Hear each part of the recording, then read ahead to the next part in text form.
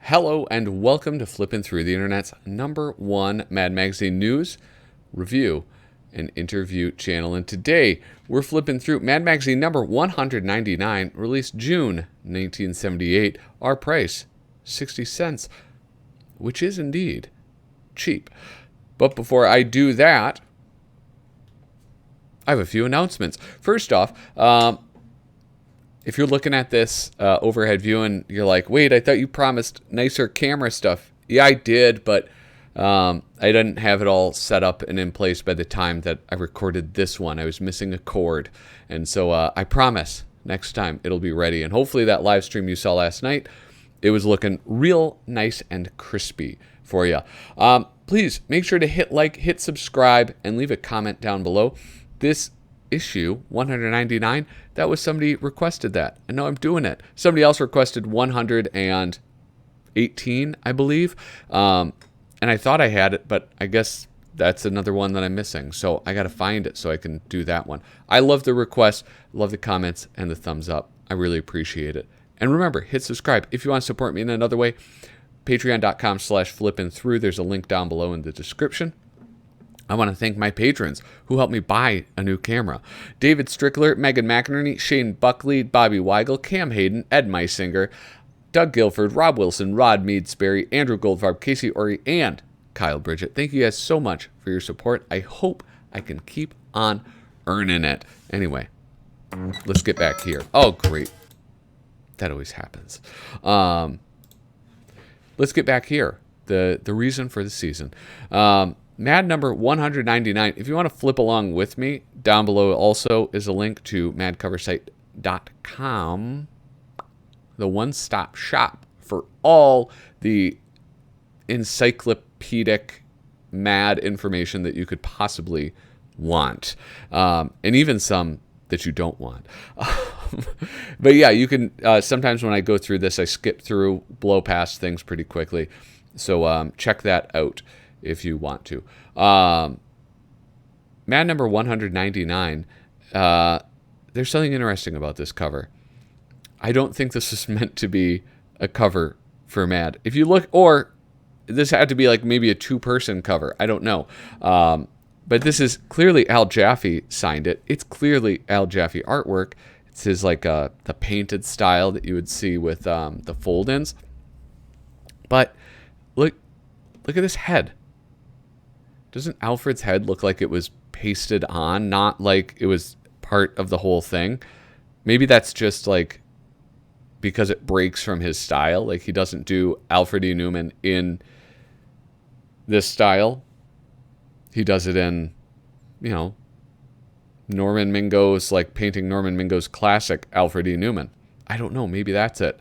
But I found that kind of odd and slightly off-putting. The other thing that I love is, of course, we have all the gags for the barcode. The barcode released in the 70s, and Mad did not like that. Up until then, Mad's cover was untouched by such things. And so they made a bunch of jokes about it, which carried on for quite a while. And exclusive FBI releases Bionic Man's fingerprints. And then here's that famous six-fingered hand. The six-fingered hand, which you can see in my sticker pack. The Potter ZB system of weights and measures is held up by that same six-fingered hand. Anyway, you get that on the Patreon, just so you know, for free, gratis. Anyway, let's get into this. Oh, no, I forgot this. We gore the spy who loved me, score punk rock, explore what's happening, deplore television commercials, and ignore Donnie and Marie. Why kill yourself? Ooh, did you hear that? I started ripping. I got to be careful with this issue. This is stapled, kind of funny, and I was just ripping it because I'm a doofus. The vital features. The spy who glubbed me, Mort Drucker. Mad's surprise TV commercials, Jack Davis.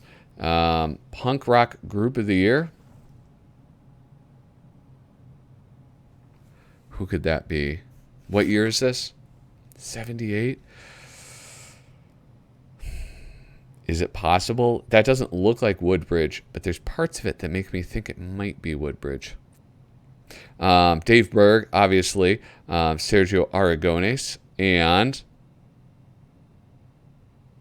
Double Trouble with, what's his name? Mort Drucker. That's right. 2 for Tuesday. Wow,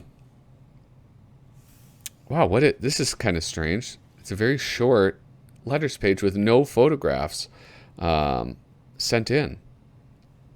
The lighter side of air. I don't mean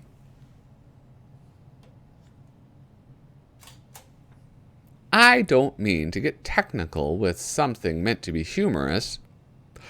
Great way to start a sentence. But Dave Berg's The Lighter Side of Air has a fellow washing his face and complaining about a lack of paper towels. The nozzle on most air dryers I've seen can be turned up to aim air at the face. Well, I'm sure it would have been much funnier if it was accurate.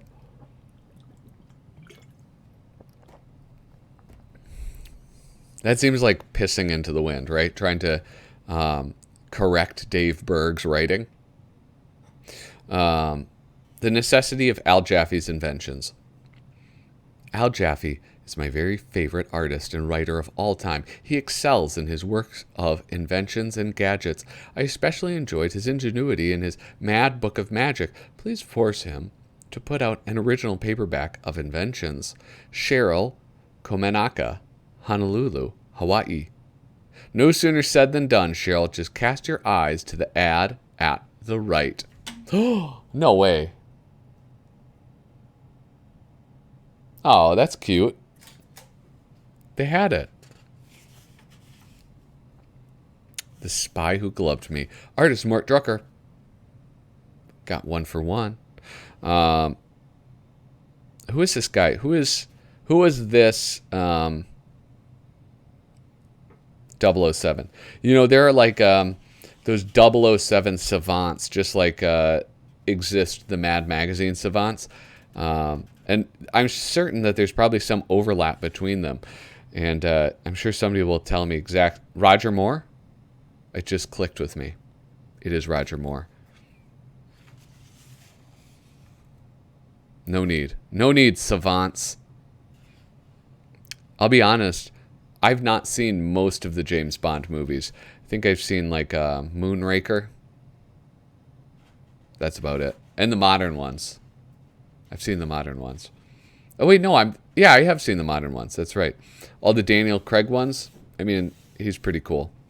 I don't like the corniness of them. You know, it was, I like spy movies.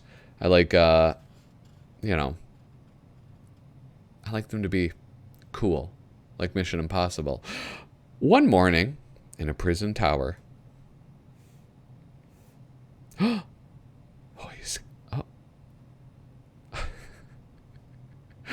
Oh, I love it. I think Don Martin excels when it's just visual.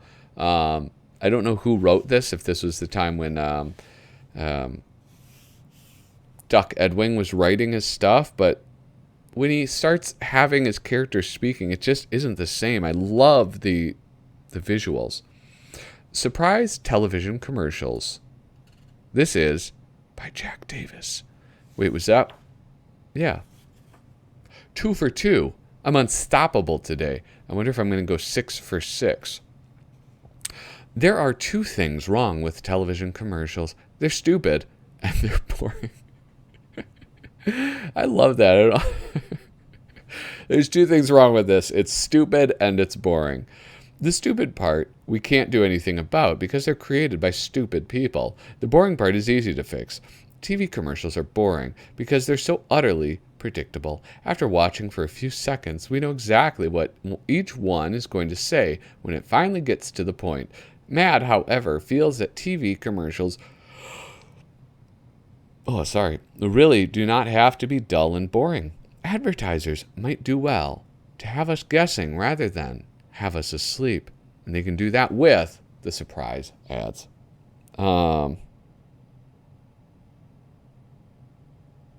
Okay, I think this is a standalone one. Let's read this one. Hi, Booby. Hi, Booby. How'd the dental checkup come out? Not so good, Mr. Herskin. I've had 19 cavities. Maybe I need a fluoride toothpaste. Some dentists do recommend fluoride to fight decay, but in many cases, rotten teeth are hereditary. Hereditary? Geez, Mr. Herskin, what can I do about that? Not a thing, Booby. So, you might as well enjoy yourself while you still have your teeth. Chew double rot gum, the gum with more sugar per stick than any other brand. I love it.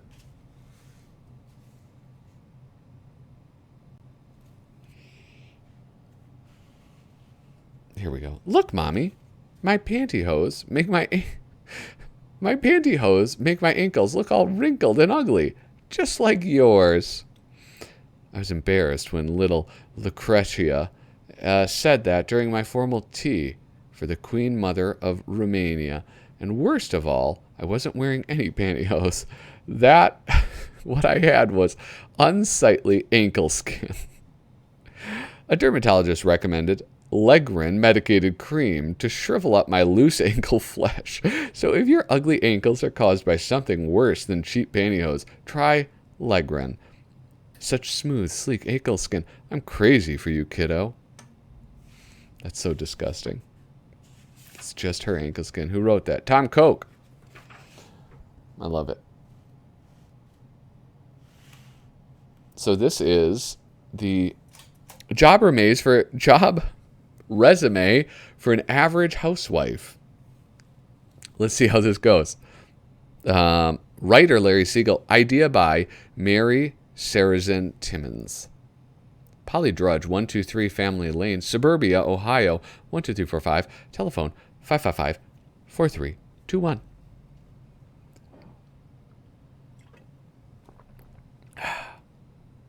A career objective. Vice President and Comptroller of a medium-sized Midwestern textile firm.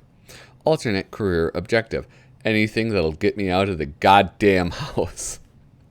I gotta zoom in. You guys can't read that, not with the shitty camera. Title, System Analyst and Waste Manager. Animal, I should probably read them left to right, shouldn't I? For 10 years, inspected and changed 2 smelly children who resisted toilet training, including 7 years of advanced experience with particularly difficult third child. Animal husbandry expert. For 19 years, tolerated kinky demands in bed by uncivilized weirdo. Market research. Toured and checked hundreds of supermarkets in fruitless and meatless search for food priced to fit a family budget. My family. Not Jackie Onassis's. Plant manager. Took care of, watered, fed, and talked to 27 plants over an 8-year period. Reason for resignation? 11 of the plants talked back. Interior decorator. Rearranged furniture 27 times to conceal spots on carpet in family room where 3 kids grew up and 5 dogs threw up. Traffic manager. Drove 3 kids to school, scout meetings, parties, on dates, delivering newspapers, etc. In fact, they didn't learn to walk until they were 16. They didn't have to. This is like one of those that it's amusing. I think this is funny, but it's also kind of now a played out joke. You know, like in the sense that like I think people say like, you know, being a mother is the hardest job in the world.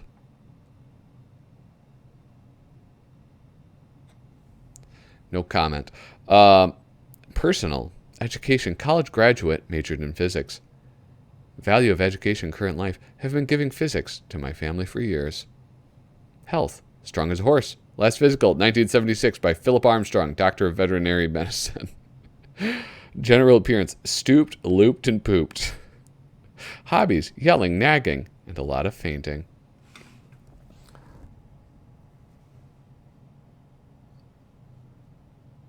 It's like, I forget what it was. I mean, like, there's a lot of things where it's like, I don't really know if it is, oh no! Of course. How did I screw that up? It was Harry North Esquire. Love Harry North Esquire. Anyway, I think with a lot of stuff, Mad Magazine is beats people to the punch, maybe. I don't know. I wasn't alive back then. And then the joke gets repeated, and then so it's like you read it now, and it's like, well, this is a corny joke. Well, yeah, but it wasn't a corny joke in 1978. And I mean, it's still very well done. Some mad things we'll never understand. We'll never understand why a man can get undressed in front of his wife and not be embarrassed. And he can get undressed in front of his doctor and not be embarrassed. But he'll be embarrassed when he gets undressed in front of both of them. We'll never understand why you leave a measly quarter tip for the waiter at a luncheonette, who makes as many tips as the waiter in a fancy restaurant. You tip $2. Wait.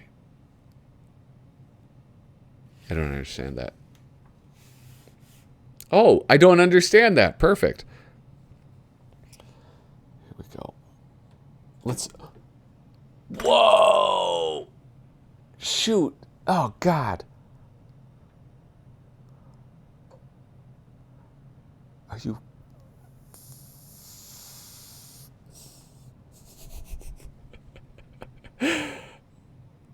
Are you kidding me?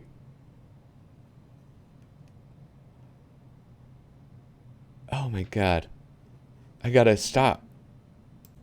Okay. We'll never understand why important letters get lost. Well, junk mail never does. We'll never understand why someone who works hard to become a famous celebrity and be recognized complains bitterly when she finally makes it that she has no privacy. All right, I'm done with that series of ironies. Now I'm super worried that this thing's going to fall again. If you want to find out what life is like in an apartment house, it's not necessary to talk to the doorman or the tenants. Simply make your way to the place where folks pin up their messages, namely the apartment house bulletin board. I've got 2, 7, 18, 62 rabbits to give away. Bobby Smithers, apartment 15H. Must get rid of my Doberman fast. Will make fine pet guard dog for right person. Call B. Jones. Temporarily in Mercy Hospital. Lost my bifocals. Will pay newer to person. Reward to person who turns them. Grover Fleen. Here's the wonderful David Berg.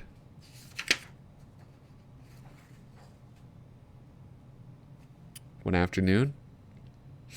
Oh, I got some, like, you guys can't see if I'm picking my nose, can you? All right. There's something in there.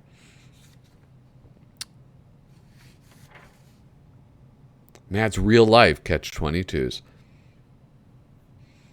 When was the first appearance of a Mad Look At?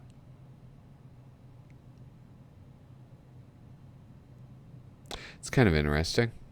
I mean, it predated... Well, a Mad Look At predated this because it predated Sergio Aragonés. But this is interesting.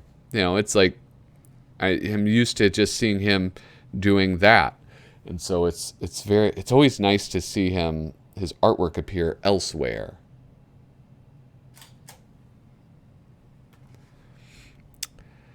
You're given permission to have the gang over for a party, but you're not allowed to have beer. And if there's no beer, the gang won't come over to your party. Look at that, Poindexter. If you're threatened with summer school, if you don't pass all your subjects. But if you do pass, you'll have to go to summer camp, which is worse. I never went to summer camp. Oh yeah, it's because I was at summer school because I was a dummy. You have one of those cool teachers who doesn't take attendance and doesn't care if you show up for his lectures or not. But if he springs a surprise quiz on the class and you're not there, you get a big fat 0. If you want dessert, you have to finish your broccoli first. But if you eat all your broccoli, you're sure to barf and you won't want any dessert. Or, this is the thing, I always feel kind of, not like guilt, I don't feel guilty about it, but I feel bad because, it's like, I tell my kids they got to eat to get dessert, but then, what if they eat too much and they're too full for dessert? Then what a horrible situation that I've put them in. Anyway, where your dollar goes. Where your entertainment dollars go.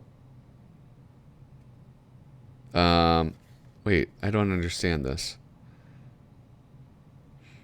19 cents, movie. 8 cents, popcorn. There is something fascinating about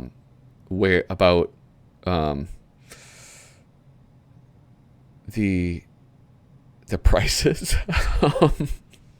19 cents, the movies, popcorn, 8 cents, drive-in movies, 6 cents, books, 8 cents.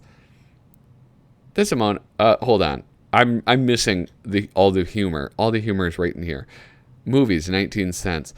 Consisting of 5 cents to the theater owner, which would be more if he provided a place to stand that wasn't out in the rain, or had his theater cleaned once a month.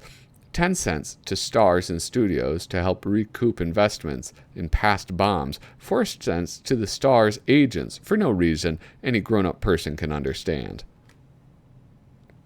Bowling, 10 cents. Despite the popular misconception that today's kids just hang around bowling alleys and get into trouble, they also bowl and get into trouble.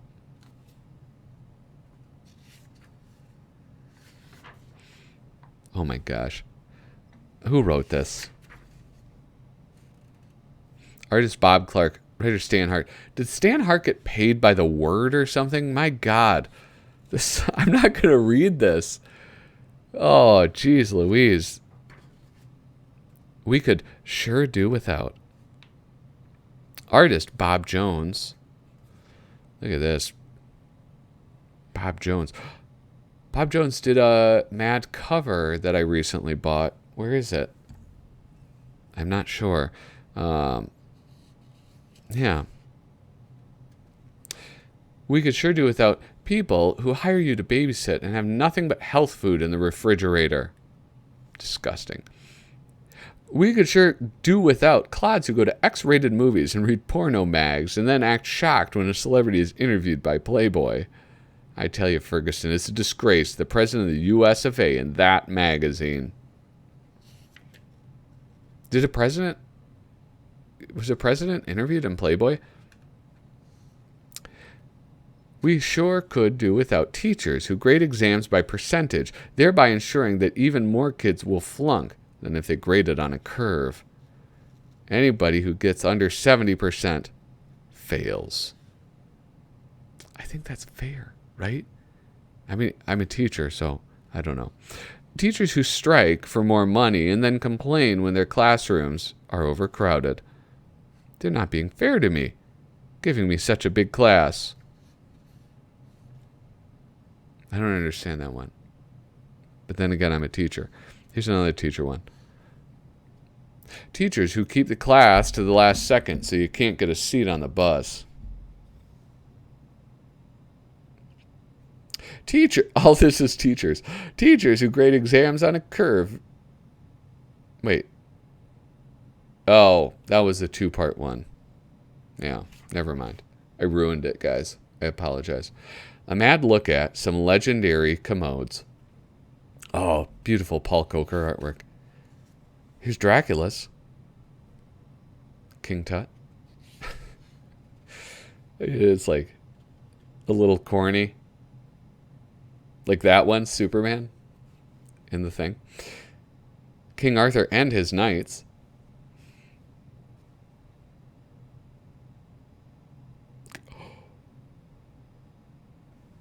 Robinson Crusoe's and his man Fridays. Oh my God. Oh, Casanova's. Michelangelo's.